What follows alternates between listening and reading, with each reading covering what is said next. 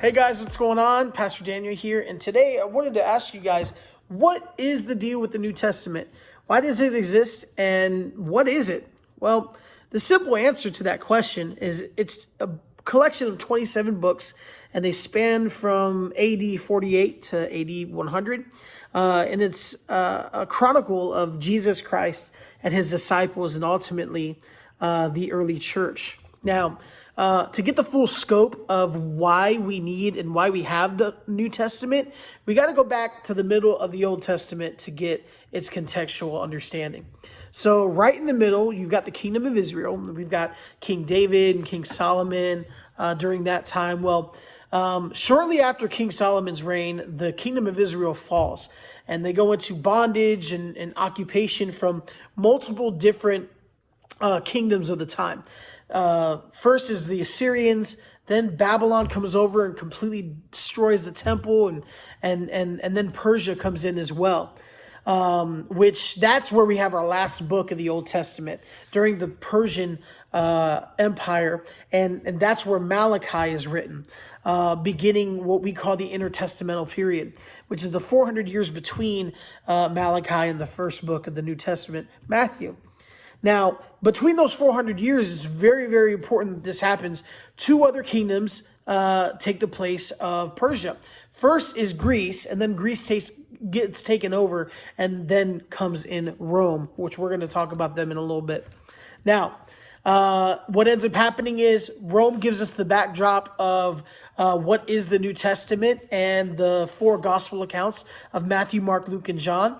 And we get to see Jesus Christ. We get to see his life, his ascension and ministry, and then ultimately his death, burial, and resurrection.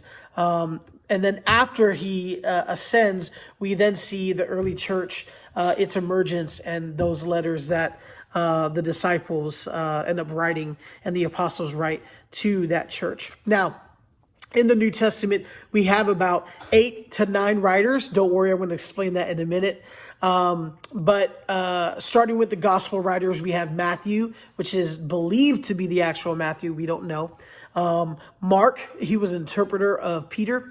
Luke was a disciple of Paul. And then John, which we believe is the actual John, the one Jesus loved.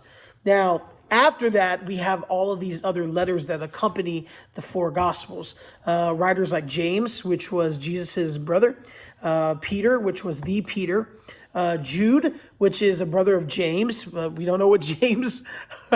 And then we have the author of Hebrews. But some people think that Hebrews wasn't written by an individual. They actually think that Hebrews was written by Paul. Now, Paul ends up writing traditionally 14 books, but if we slide Hebrews into that, which some people believe that he did write it, it would be 15 books of the Bible. Wow. Now, why were they written exactly, and why begin writing during that time? The answer there is they were written in response to encourage the ever-growing early church. Remember those two nations that I talked about earlier, Greece and Rome. Greece gave everyone during their time of reign Hellenization, which was the spreading of their culture, giving everyone a common language to speak. And then Rome, when they came in, they gave the disciples their infrastructure of spreading the gospel effectively. So in other words, all roads lead to Rome. It's those roads that the disciples ended up using to spread the good news. So who picked the books of the New Testament? The two main theories on that are either democratic vote, or it was just the books that we discovered that we just liked. Here's the deal. Canonicity is the process of finding authoritative writings. And the reason why we have the books that we have today is primarily because the narrative thread that all of them carried, one of the biggest being the relationship they have to the Old Testament.